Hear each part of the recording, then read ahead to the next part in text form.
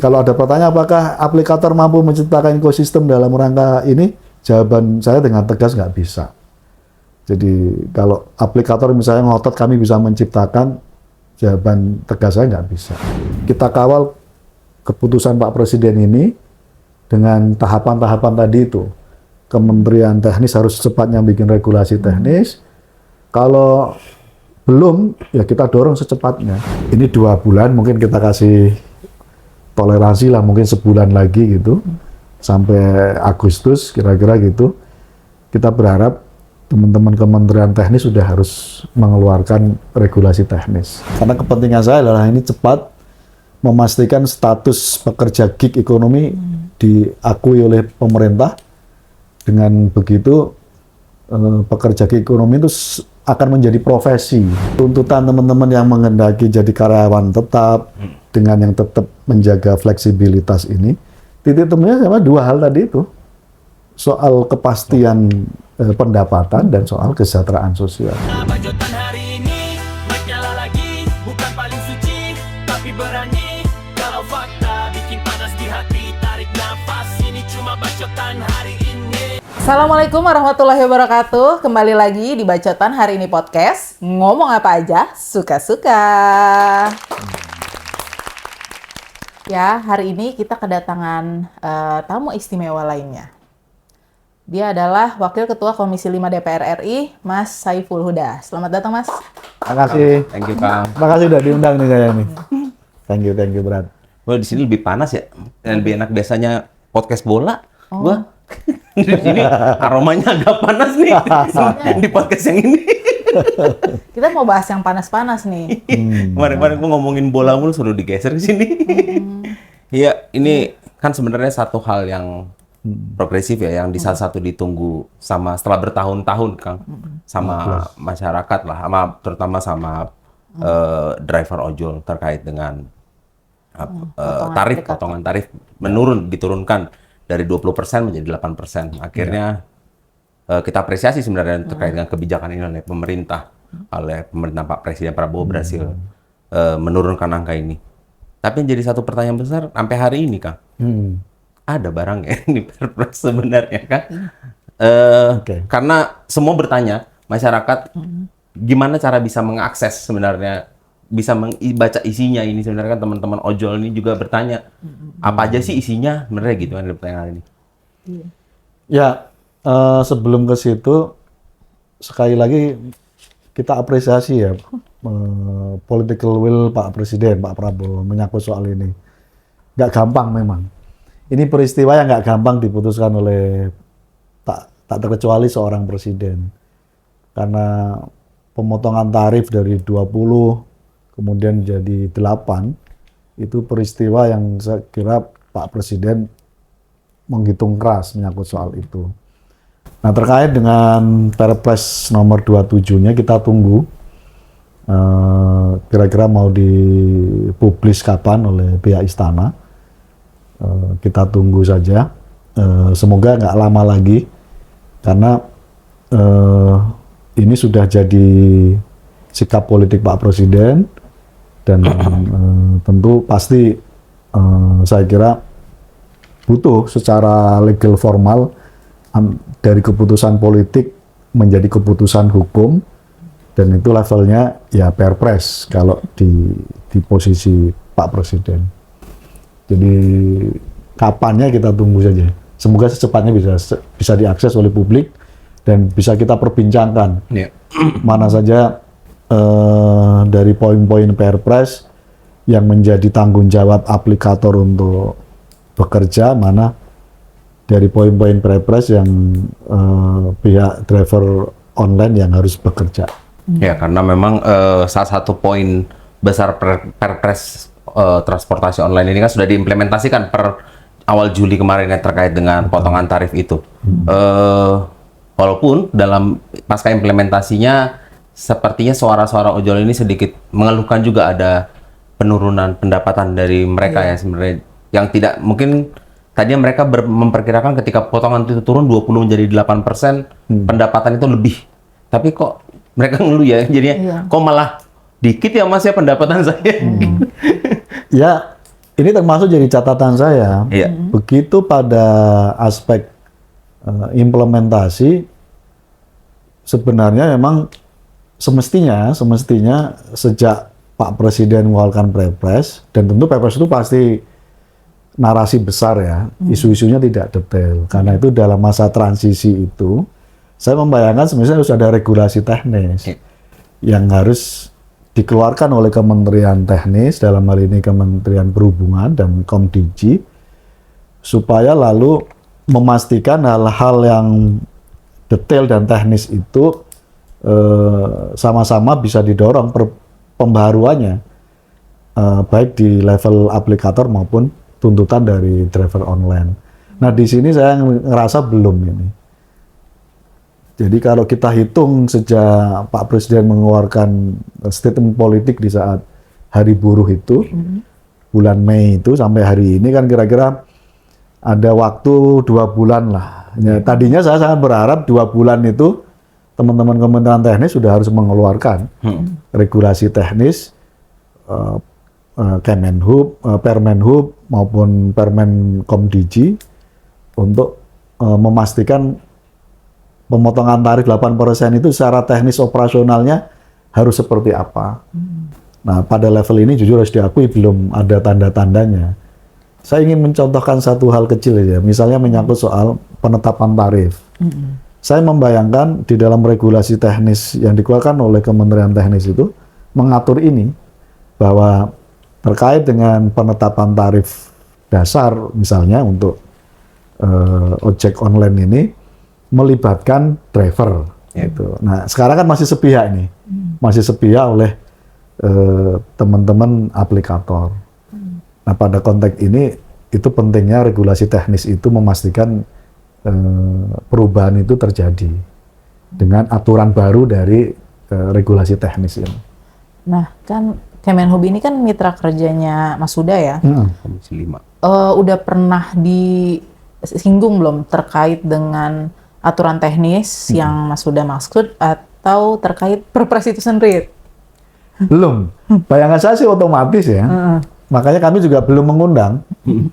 Mungkin suatu saat kami juga akan mengundang. Bayangan kami sendiri, begitu Pak Presiden melakukan statement dan sudah menyampaikan menandatangani Perpres 27 itu, bayangan saya teman-teman Kementerian Teknis langsung menyambut dengan merubah, mengganti peraturan Kementerian Perhubungan yang sudah berlaku hampir 15 tahun ini, menyesuaikan dengan apa yang menjadi politikalnya Pak Presiden.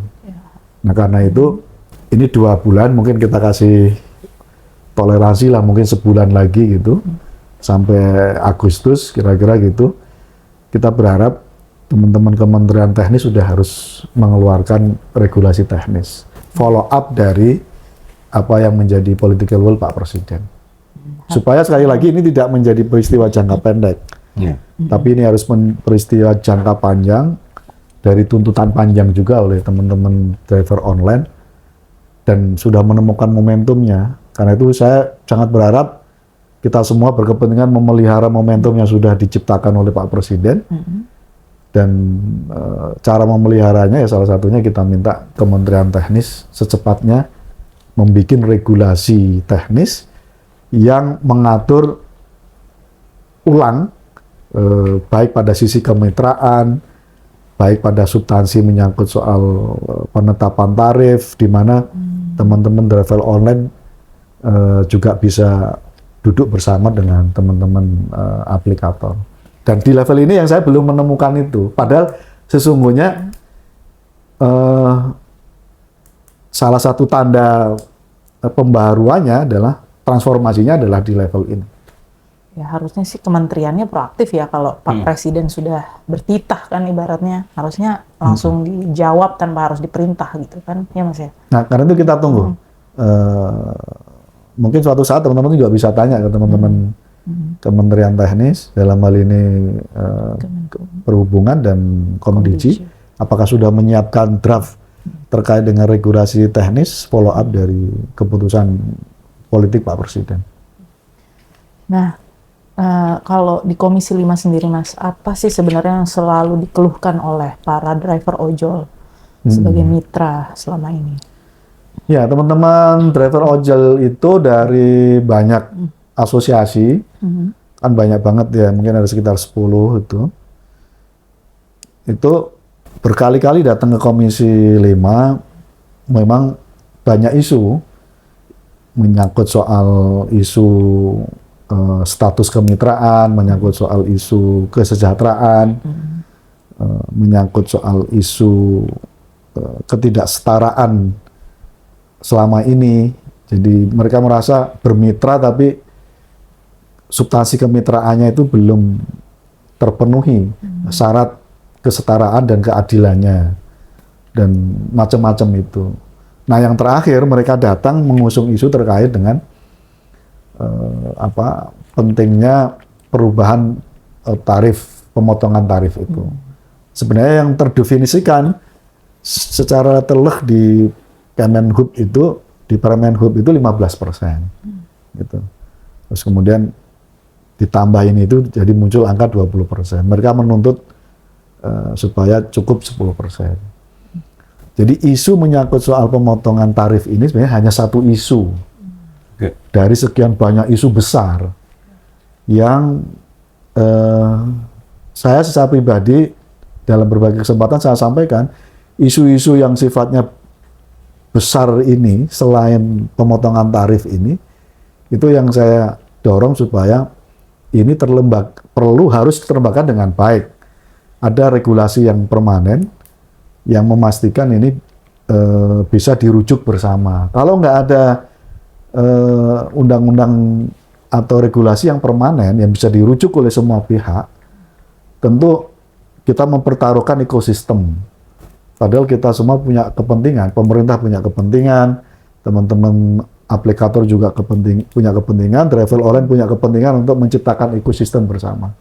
Karena nggak bisa, kalau ekosistemnya nggak tercipta dengan baik, semua akan terugikan. Gitu. Karena itu inisiatif misalnya Bro Maman, Menteri UMKM ingin memasukkan driver online sebagai bagian dari pelaku UMKM dan seterusnya.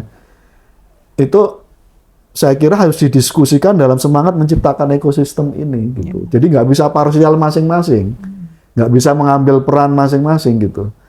Karena kita belajar dari di Amerika, di California, di Malaysia yang sudah menciptakan undang-undang khusus terkait dengan para pelaku gig ekonomi, termasuk di dalamnya ada travel online itu meregulasi semuanya, menciptakan ekosistem bersama-sama. Jadi kalau ada pertanyaan apakah aplikator mampu menciptakan ekosistem dalam rangka ini, jawaban saya dengan tegas nggak bisa. Jadi kalau aplikator misalnya ngotot kami bisa menciptakan, jawaban tegas saya nggak bisa. Jadi mau nggak mau harus bergandengan tangan semua pihak, pemerintah, driver online, aplikator untuk bersama-sama memastikan itu. Nah dalam situasi itu, saya sudah lama sebenarnya, hampir 7 tahun ini, mau nggak mau berarti harus ada regulasi yang sifatnya permanen. Karena itu secara pribadi saya menginisiasi yang namanya undang-undang pekerja gig ekonomi. Di dalamnya adalah para pekerja driver online ini. Kira-kira begitu. Kang, sebelum kita melangkah jauh sebenarnya pada pekerja gig ekonomi dan tadi juga sudah pada ide ditarik menjadi UMKM, pekerja UMKM juga.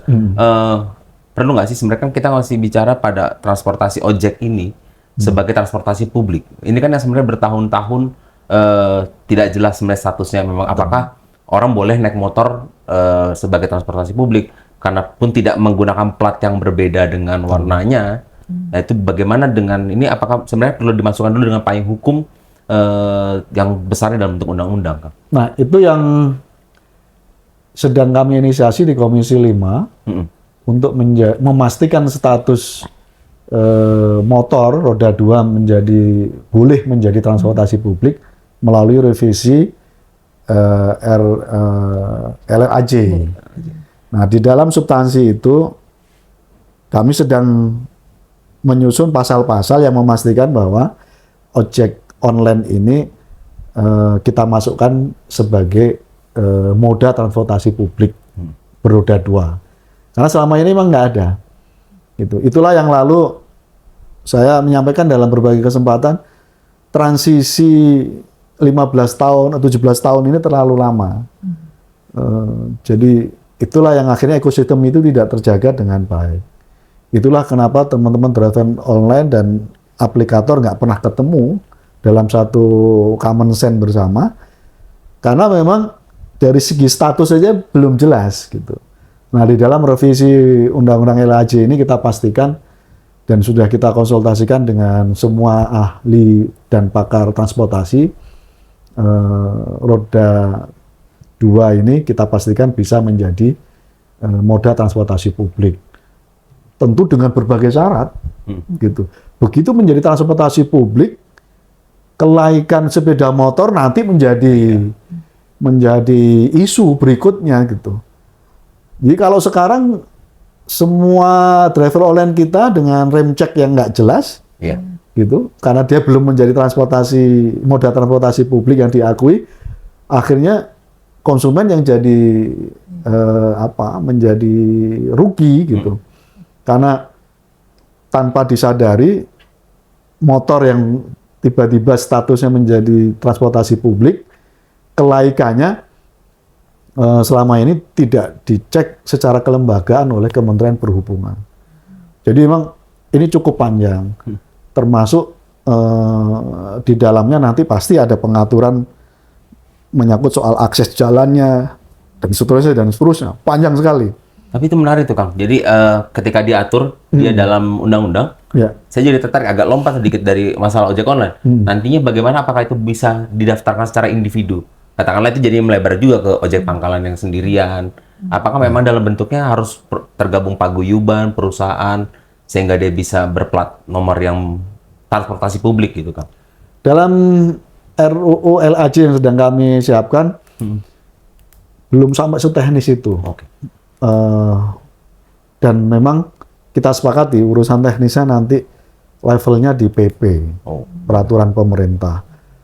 Nah, karena itu yang jadi concern kami ini. Kami sangat berharap itu ada masa transisi regulasi pasca komitmen Pak Presiden ini menjadi regulasi teknis. Itu maksud kami sebenarnya salah satunya itu. Regulasi teknis ini akan menjadi embrio dari materi-materi nanti pembentukan peraturan pemerintah atau PP dari turunan revisi dari LLAJ ini. Jadi kenapa kami sepanjang dorong teman-teman di Kemenhub dan Komdiji itu supaya ayo cepet gitu. Jadi ini nanti regulasi teknis follow up dari keputusan Pak Presiden ini sekaligus menjadi persiapan menjadi PP turunan dari revisi LHJ yang sedang kami lakukan rumusannya di Komisi 5. Nah, Undang-Undang LHJ sendiri ini RUU-nya tuh prosesnya sudah di mana, Mas? Karena kan periode lalu kan sempat digembor-gemborkan tapi masuk angin kan. Nah, ini dan sikap fraksi itu gimana? Apakah bulat atau belah? Sampai per hari ini sudah masuk dalam Prolegnas 2026, 2027. Kami sendiri penyusunan naskah akademik sudah hampir rampung. Jadi ini kami tinggal satu tahap, kita konsultasikan dengan teman-teman di Balek. Habis itu secepatnya nanti Komisi 5 akan membentuk panja yang akan membahas terkait dengan revisi LHJ ini. Artinya secara tahapan sebenarnya sudah on the track. Hanya butuh satu tahapan lagi konsultasi dengan Balek. Habis itu nanti kami akan membentuk panja dan di situ nanti sudah running untuk pembahasan terkait dengan revisi Undang-Undang LHJ ini. Dikit lagi sih. Rampungnya Kang, undang-undang ini Kang? Ya kami berharap 2027 awal itu sudah selesai. Sekaligus menyambut menyangkut soal pembatasan ojol. Over dimension overload itu bagi moda transportasi publik yang tonase besar itu, yang betul-betul ini merugikan kita semua, karena di dalamnya termasuk yang akan kami atur isu menyangkut soal ojol ini. Odol, mohon maaf. Odol dan Ya Kak, ojol. itu penting sih. Memang kan salah satu pemahaman gue ya sebenarnya ngelihat negara maju adalah transportasi publiknya. Bagaimana transportasi publik itu baik ya pasti salah satu yang mendukung bisa negara maju.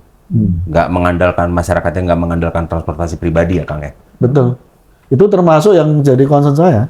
Saya berulang-ulang saya sampaikan dalam berbagai forum. Indeks biaya yang dikeluarkan masyarakat untuk biaya transportasi itu kita di atas rata-rata internasional. Dan ini beban tersendiri bagi masyarakat kita. Karena itu nggak boleh terjadi. Termasuk saya sampaikan secara terbuka bahwa pemotongan tarif bagi aplikator yang yang 8% ini jangan lalu berdampak kepada kenaikan tarif bagi konsumen, bagi publik pengguna ojol gitu. Itu yang saya terus sampaikan karena risikonya besar sekali.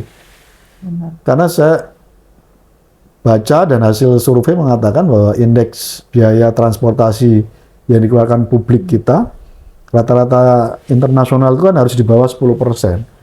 Kita mencapai 19 sampai 21%. Gitu. Jadi artinya kan 100% di atas standar internasional gitu. Jadi ibaratnya gini lah kira-kira rakyat masyarakat kita yang kurang mampu misalnya pendapatan bulannya mungkin 1,5 juta. Kalau indeksnya sekarang 21%, berarti dari 1,5 juta itu berapa itu? Dari 21%-nya itu dikeluarkan untuk biaya transportasi, padahal semestinya harus di bawah 10%. Artinya kelebihan dari 10% di bawah itu sampai 21% itu kan bisa dipakai untuk asupan gizi masyarakat anak-anak kita dari keluarga yang tidak mampu. Jadi ini penting sekali itu, Kang. Jadi menyangkut soal indeks biaya kemahalan transportasi kita ini, saya kira perlu terus kita kampanyekan ke depan. Gitu. Karena itu saya setuju integrasi transportasi publik kita tuh wajib hukumnya. Gitu. Bahkan kalau perlu disubsidi sebesar-besarnya oleh negara. Kalau nggak bisa sepenuhnya, ya harus tetap dominan, gitu. Nah, itu yang saya kira jadi tantangan masa depan kita. Gimana Kak? Ada nggak balik lagi soal perpres ojol? Gimana nih sebagai pengguna ojol menemukan keluhan-keluhan? Ya kalau kita sih senang aja, kok jadi murah. Cuman kan jadi mikir lagi, ini ojolnya dapat berapa gitu kan? Satu sisi kan kita kasihan mereka ada pendapatan dikit, tapi ya konsumen ada promo yang nggak mungkin nggak dimanfaatin kayaknya ya. Betul, betul. Nah karena itu saya kira perlu ada tadi itu sekali lagi kita butuh regulasi teknis transisi ya sebelum nanti ada regulasi yang sifatnya permanen. Nah ini yang menarik juga Mas, kan di aplikasi transportasi online ini kan ada variabel lain kan, kayak seperti taksi online dan juga kurir yang tidak mendapatkan dampak dari 8% ini, sementara kan mereka juga sangat diperas gitu. Tenaga, kendaraan. Betul. Itu yang saya sebut butuh pasca keputusan politik Pak Presiden ini butuh regulasi yang sifatnya komprehensif gitu. Jadi tidak akhirnya semua aspek akan bisa terregulasi dengan baik gitu. Misalnya perdebatan kesejahteraan ojek online itu kan levelnya di dua hal yang tadi beberapa kali saya sampaikan, menyangkut soal isu pendapatan. Yang kedua adalah menyangkut soal isu jaminan sosial. Dua-duanya sampai sekarang belum ada regulasi yang memastikan didapat oleh teman-teman driver online, gitu. Misalnya soal jaminan sosial gitu. Selama ini baru terjemahkan menjadi tunjangan hari raya, kan gitu. BHN ya? Bonus hari raya. Bonus. Dan itu juga masih dikeluhkan oleh teman-teman karena hanya berlaku sekian dari sekian juta ini gitu. Nah hal-hal yang semacam ini yang saya sebut butuh regulasi yang sifatnya permanen itu.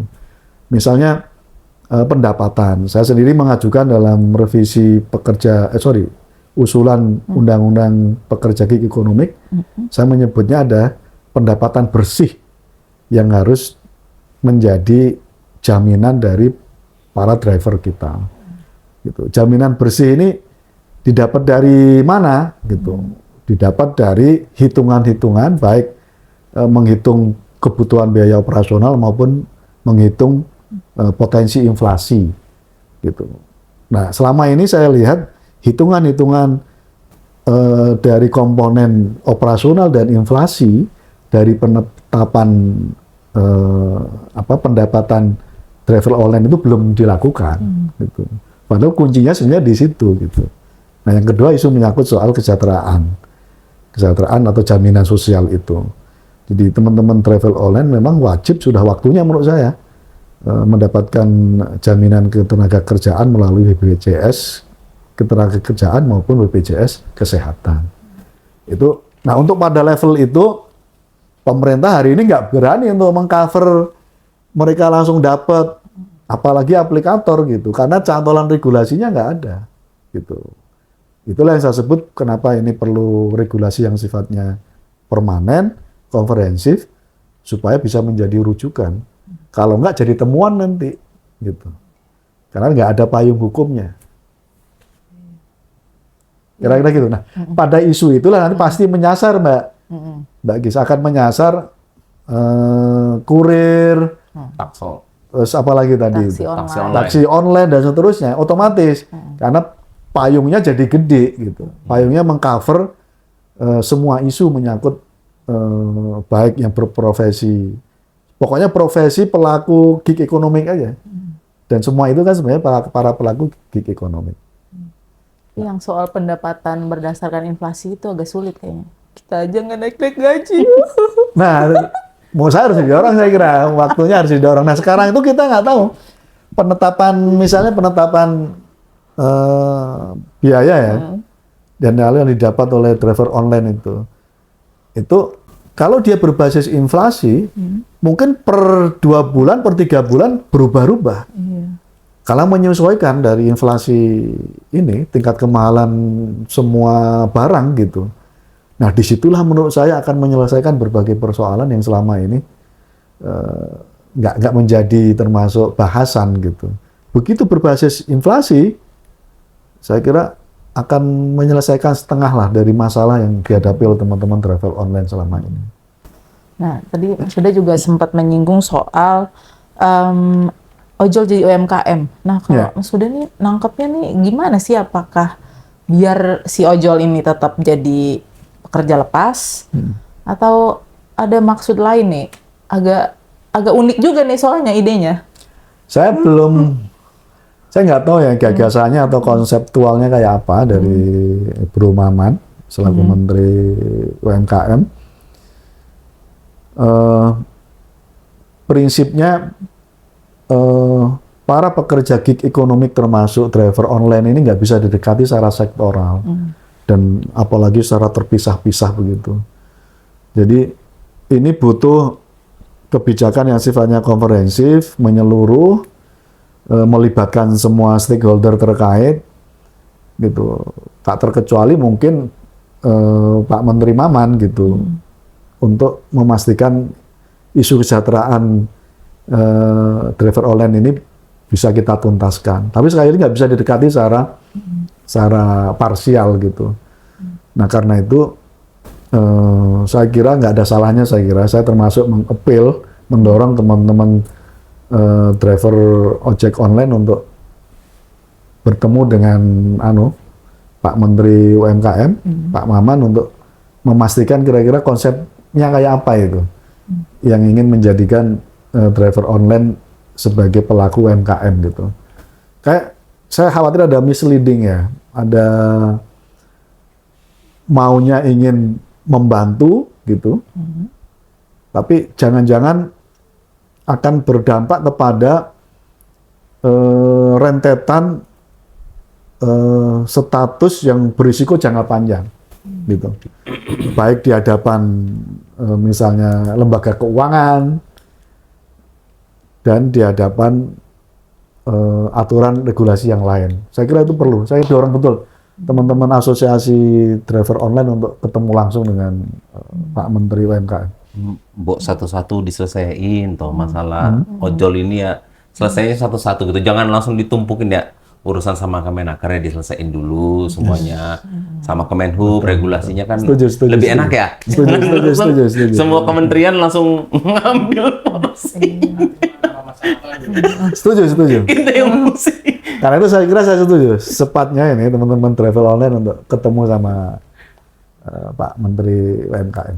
Akhirnya kami ngobrol di sini dengan perwakilan teman-teman ojol juga, serikat lah. Mereka maunya sifatnya statusnya itu Karyawan naik tetap. kelas, karyawan gitu sekarang. Karyawan. Dengan, Oh. Nah menurut Kang Huda sementara status hari ini kan kemitraan. Ini kan ada 3 status yang berbeda, usulan Kang Huda dan status sekarang dan harapan ada beberapa serikat. Ini menurut Kang Huda ngelihat format yang terbaik bagaimana Kang sebenarnya? Yang mana sebenarnya Kang? Ya emang untung rugi memang. Iya. Ya termasuk yang kalau kita cek sebagian teman-teman travel online tetap menghendaki isu fleksibilitas itu tetap bisa diberlakukan. Saat yang sama ada teman-teman misalnya yang mendorong supaya hubungan industrial aja Ya. menjadi karyawan, menjadi masuk di dalam undang-undang ketenagakerjaan dan seterusnya itu. Tapi secara objektif harus diakui bahwa semua pekerjaan yang berbasis aplikasi, berbasis digital dan seterusnya itu, apalagi melibatkan kemitraan yang besar, itu memang masuknya tidak bisa industri permanen gitu, industri yang selama ini ada gitu. Jadi definisinya memang mau nggak mau masuk di dalam apa yang disebut dengan gig economy. Nah, menurut saya termasuk kenapa kita memasukkan subsektor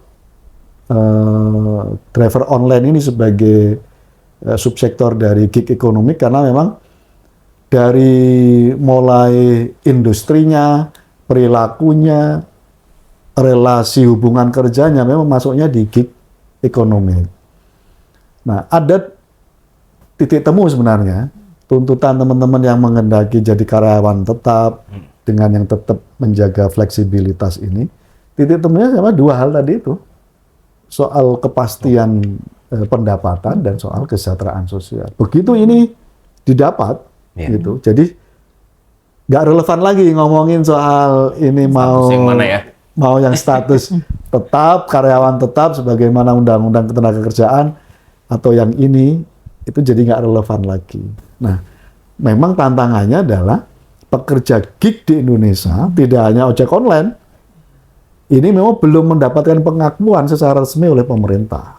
Nah, itulah kenapa saya mendorong undang-undang pekerja gig ekonomik itu untuk memastikan semua pekerja gig di Indonesia ini mendapatkan pengakuan dari pemerintah. Begitu pengakuan pemerintah, semua isu yang fundamental, pokok dari isu ketenagakerjaan kita bisa kita selesaikan. Nah, subsektornya kan banyak. Saya mencatat hampir ada 16 subsektor yang masuk dalam kategori gig ekonomi itu. Kan saya ingat Kang Huda ini udah hampir setahun ngusulin. Lebih. Ya udah. Ya maksudnya saya terima draftnya itu tahun lalu lah. Saya ingat draftnya itu. Itu udah kita kita revisi terus. Oh. Berarti udah berapa kali revisi kan? Udah hampir 10 kali lebih. Oke. Nah itu apa sebenarnya tantangan yang paling berat? Misalnya untuk agar ini memang bisa menjadi usulan inisiatif DPR, kan dia memang harus jadi usulan inisiatif ya Kang untuk dibahas kan? Ya, saya udah jumpa dengan teman-teman fraksi lain, prinsipnya oke semua. Bahkan saya ajak untuk sama-sama menjadikan RUU gig ekonomi, pelaku gig ekonomi sebagai inisiator bareng-bareng gitu. Dan saya sendiri nggak masalah gitu, supaya nanti secara politik parlemen akan lebih mudah dan ini cepat. Karena kepentingan saya adalah ini cepat, memastikan status pekerja gig ekonomi diakui oleh pemerintah. Dengan begitu pekerja gig ekonomi itu akan menjadi profesi gitu. sebagaimana dokter profesi, pengacara profesi gitu. Nah, gig ekonomi ini harus jadi profesi. Begitu jadi profesi artinya aturan berikutnya, tuntutan dan pendapatan secara otomatis akan menempel ke mereka. Dan untuk Indonesia yang besar ini menurut saya sudah waktunya pekerja gig kita itu secepatnya mendapat status profesi. Ya diakui oleh pemerintah melalui undang-undang. Nggak ada kaitannya kan sama Perpres ojol ketahan? Maksudnya gig ini ketahan karena Perpres ojol kemarin masih diproses kan? Sebenarnya dua hal yang berbeda ya. Oke. Dua hal yang berbeda, karena itu bisa jalan dua-duanya. Termasuk kami juga tetap bisa jalan kan revisi Undang-Undang LLAJ dengan sambil kita tunggu Perpresnya gitu. Jadi mungkin dua substansi dari substansi Perpres nanti bisa masuk di dalam revisi Undang-Undang LLAJ dan nanti bisa saling melengkapi.